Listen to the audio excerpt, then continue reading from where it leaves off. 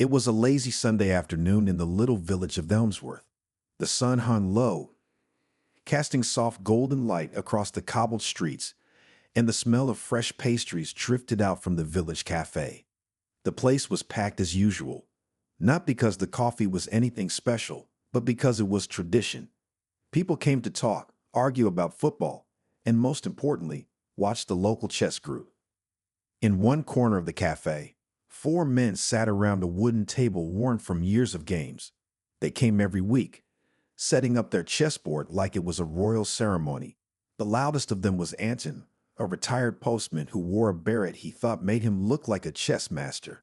The others, Tomes, Eli, and Gregor, mostly watched and nodded while Anton bragged about strategies he copied from old magazines. They weren't bad players, but they acted like grandmasters. Anyone who didn't know chess was just not smart enough, according to Anton, and when they weren't playing, they were mocking others who didn't understand the game. That's when Lena walked in. She was carrying a basket of handmade soaps, wrapped in cloth and tied with ribbon. She didn't come to play chess. She never had. She just stopped by for a warm tea before heading home. Lena was known around the village as the kind woman who made things smell nice, always smiling, always soft-spoken. No one ever thought of her as someone who played games, let alone something like chess. Anton saw her walk past and elbowed Tomes. "Look who's here," he whispered. "Maybe we should let her play around, eh?" The others chuckled. It was the kind of laughter that had nothing to do with kindness. "Lena," Anton called out, loud enough for everyone to hear, "feel like a little game. Or is chess too complicated for someone who spends her days with flowers and bubbles?" The cafe went quiet for a second. People looked at Lena, waiting for her to blush, to laugh it off, to politely decline. But she didn't. Instead, she turned to the group with a small smile. "Sure," she said. "Why not?" You could almost hear Anton swallow. "Really? I mean, all right then. Come sit. Let's see what kind of queen you can be on this board." Lena walked over calmly and placed her basket gently on the floor. She pulled out the empty chair and sat down.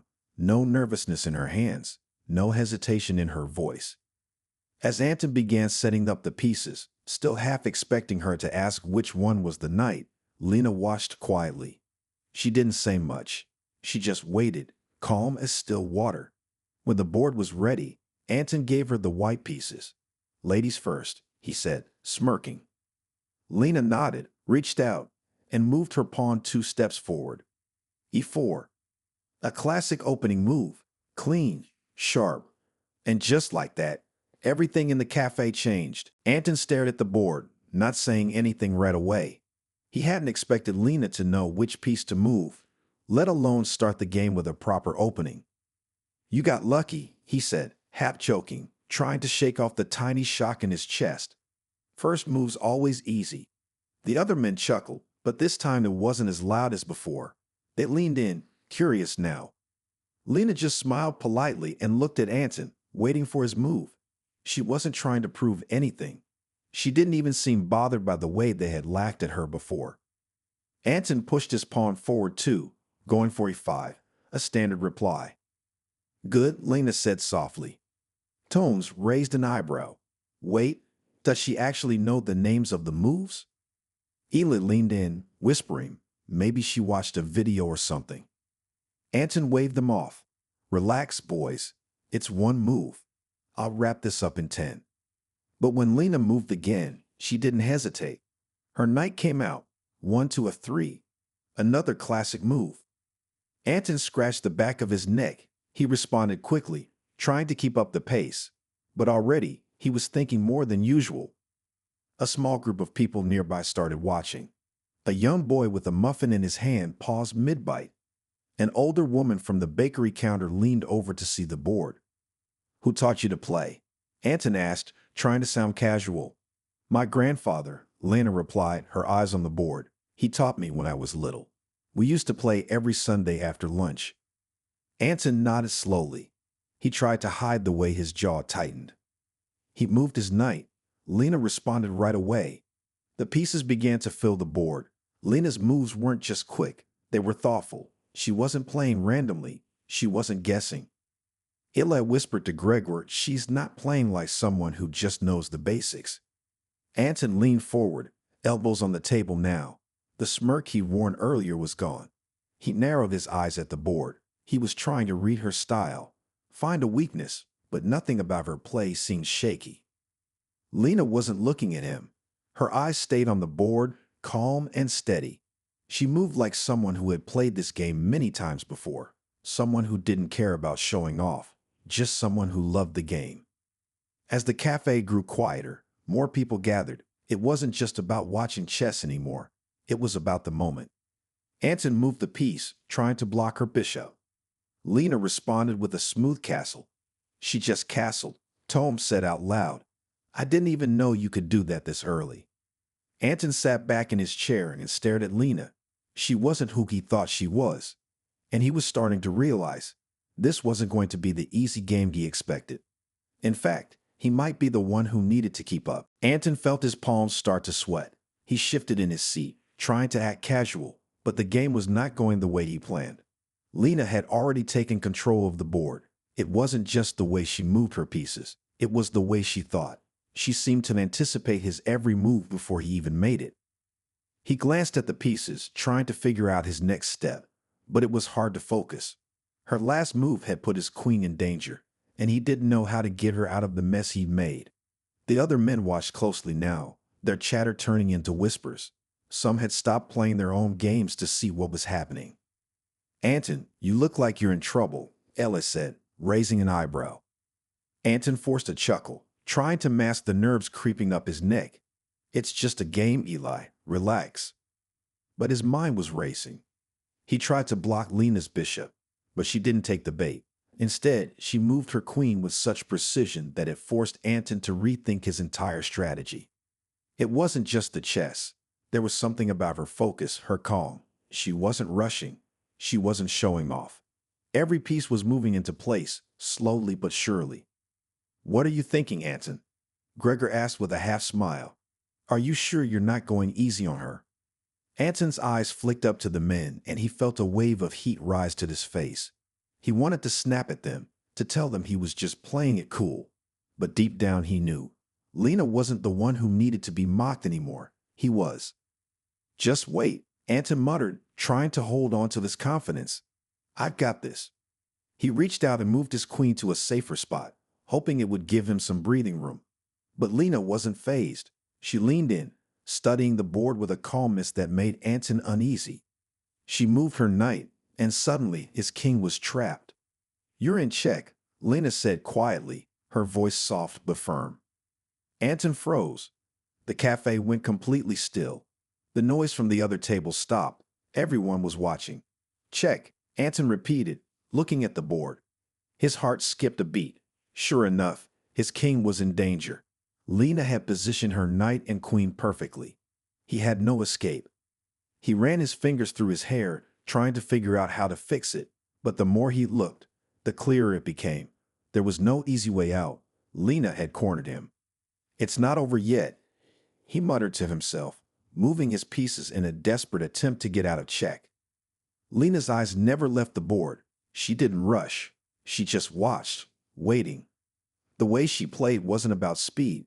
It was about patience, about knowing when to strike and when to wait. Anton couldn't help but feel his arrogance start to slip away. This wasn't a simple game anymore. This was something else. And for the first time, Anton started to wonder, maybe he was the one in over his head. Anton's mind raced as he tried to find a way out of the check. Every move he considered only seemed to make things worse. Lena's quiet focus never wavered. She didn't rush him, didn't offer any commentary, just waited for him to make his next move. It was as if she had all the time in the world, while Anton felt the walls closing in. The cafe had fallen silent, all eyes glued to the game. People were leaning forward, unable to look away, and for the first time that afternoon, Anton could feel the pressure building, not just from the game, but from the crowd. He was supposed to be the expert. He was the one everyone expected to win. "Come on, Anton," Tom said, breaking the silence. "You're letting her get under your skin." Anton barely heard him. His focus was completely on the board. His heart pounded in his chest as he tried to figure out his next move. He could feel sweat gathering at his brow. He wasn't used to this. He wasn't used to being the one in check. But Lena, sitting across from him, didn't seem to feel the pressure at all. She didn't look nervous or anxious, just calm. She didn't even seem to care about the group watching them. It was like the cafe, the chatter, the mocking from earlier. It was all irrelevant. Anton watched her carefully, wondering how she did it, how she could stay so still, so focused. Every time he moved a piece, she would study the board for a moment before responding with perfect precision. There was no rush in her game, no urgency. "You've got to be kidding me," Anton muttered under his breath. His fingers hovered over his king, trying to find a way out. But Lena's pieces were everywhere now, like a web closing in around him. He was trapped. He had no clear way to escape the check. He glanced up at Lena. She didn't smile or say anything. She just waited. "You know," she said softly, breaking the silence, "you don't have to make this hard on yourself." Anton blinked, confused. "What?" "You can admit it's over," she said, her voice calm but firm. "It's okay to lose. You don't have to fight it." Anton clenched his jaw. He was not used to losing, especially not in front of an audience, especially not to someone like Lena, who had been written off as the simple soap maker. He glanced around the table, catching the eyes of the other men. They weren't laughing anymore. There was no smugness, no mocking. There was only a quiet respect in their expressions, even if they weren't ready to admit it out loud. He turned back to the board. Lena's knight, her queen, her bishop. They were all in perfect positions. There was no way out. For the first time that afternoon, Anton realized how much he had underestimated her. He had assumed she was just a simple woman who wouldn't know a thing about chess. But here she was, playing circles around him, not rushing, not flaunting her skills, just playing the game like she'd done it 1,000 times. Anton sat back in his chair, feeling the weight of the moment settle on his shoulders. Lena hadn't made a single boast, hadn't thrown any insults his way. She simply played, and in doing so, she had already won. He sighed and moved his king, a last-ditch effort to stay in the game.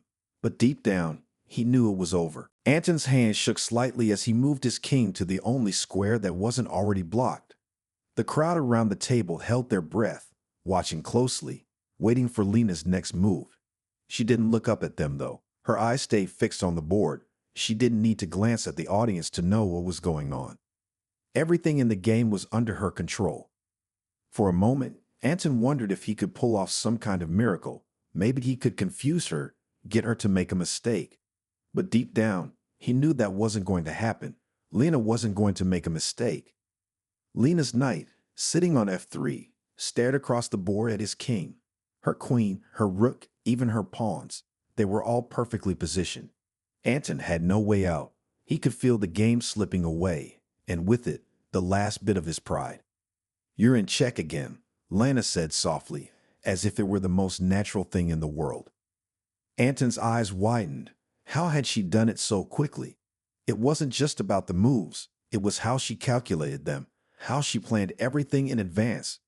Every time he moved a piece, she was already thinking 5 steps ahead. The crowd was silent now, all eyes on Anton. He glanced at the other men sitting at the table, but they weren't smiling anymore. They weren't even laughing. They were watching him, waiting to see what he would do. Lena's calmness was almost unbearable. There was no smugness, no hint of gloating. She was simply playing the game as if it were the most normal thing in the world. Anton sat back, his mind racing. He couldn't believe it. Here he was, a man who had been the self-proclaimed king of chess in this village for years, and now he was being outplayed by a woman who had never even claimed to be good at the game. He looked at his king, trapped once again. There was no way out. Lena's next move would finish the game. "Go ahead," Anton said, his voice tight. "Checkmate." Lena didn't rush. She took her time, moving her queen with a quiet confidence. And with that one move, it was over. "Checkmate," she said softly, almost to herself. The room was silent. The men at the table sat still, their mouths hanging open. Anton's shoulders slumped, and for the first time, he felt the weight of the game settle on him. He had lost. "Well, that was unexpected," Tome said, breaking the silence. His voice was filled with disbelief. "Anton, you lost." Anton didn't respond right away. He just stared at the board, trying to process what had just happened. He had been so sure he would win, so confident that he could easily beat her. But Lena had played the game with a calmness, a focus that he hadn't seen in anyone else. Finally, Anton let out a long breath. I guess you really know your stuff, he said, his voice quiet. Lena smiled, but there was no arrogance in it, just a simple, quiet satisfaction. It's just a game, she said, leaning back in her chair, but it's nice to win once in a while. The cafe was still, as everyone tried to digest the reality of what had just happened.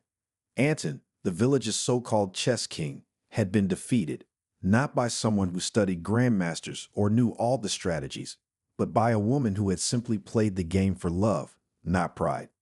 It wasn't just the game that had changed in that moment. The whole village's perception of Lena had shifted, and in the silence that followed, there was a sense of respect in the air, a respect that had never been there before. After the game ended, no one spoke for a few moments. The quiet in the cafe was almost uncomfortable. Anton was still sitting there, staring at the chessboard, his mind trying to catch up with what had just happened.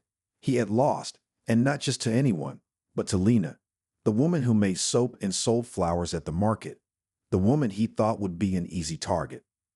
Finally, Tomes broke the silence. So, how did you learn to play like that? He asked, his voice a little unsure. He was still trying to wrap his mind around the fact that the village's so-called chess king had just been bested by a woman who had never even shown an interest in the game. Lena didn't immediately answer. She took a sip of her tea, the calmness in her eyes never fading. It was clear she wasn't rushing to explain herself, but she didn't mind the question either. My grandfather taught me, she said quietly. He used to play in tournaments before he retired. When I was little, he would teach me after lunch every Sunday. He said chess was about patience, not just strategy, and he was right. Anton blinked, unsure of how to respond. Wait, so you've been playing chess for years? Lena nodded, her fingers lightly tracing the edge of her teacup. I wouldn't say years exactly. I played with him for fun. He'd teach me a move or two each week. I didn't really get serious about it until a few years ago. The others at the table were still absorbing this. It was clear they'd all assumed Lena didn't know the first thing about chess. They hadn't taken her seriously, had written her off as just another quiet villager with no interest in the game. But now they were all starting to see just how wrong they had been. So, you knew all along what you were doing? Anton asked, his voice a little more curious now, though there was still a hint of disbelief. Lena smiled softly. I knew enough, she said. Enough to enjoy the game at least. But I never expected to play in a big tournament or anything like that. Just like the challenge, you know? Anton couldn't hide the surprise in his face. He thought he was the one with all the tricks up his sleeve, the one who had studied every strategy book and played hundreds of games. And here was Lena, someone he dismissed as just a soap maker, calmly taking him down with nothing more than the lessons passed down by her grandfather. I have to admit, Anton said slowly, I didn't expect this. I thought I'd win easily. I could tell, Lena replied with a small grin, but I don't mind.